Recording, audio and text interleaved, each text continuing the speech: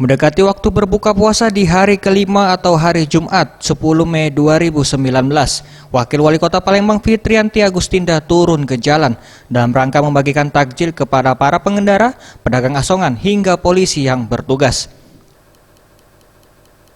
Ketika ditemui, Wakil Wali Kota Palembang Fitrianti Agustinda mengatakan, tujuan pembagian takjil ini adalah memastikan para pengendara maupun masyarakat yang masih jauh dari tujuannya dapat berbuka puasa dengan baik. Pembagian takjil sendiri dilakukan secara berkeliling, mulai dari kawasan Jalan Monpera, Jenderal Sudirman, Simpang Polda hingga Simpang 5 DPRD Sumsel.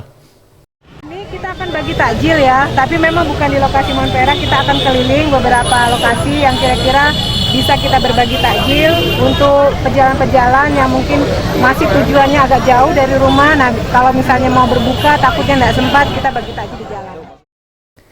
Dalam kesempatan ini, Wakil Wali Kota Palembang memberikan paket takjil satu persatu kepada para pengendara ketika lampu lalu lintas berubah menjadi merah.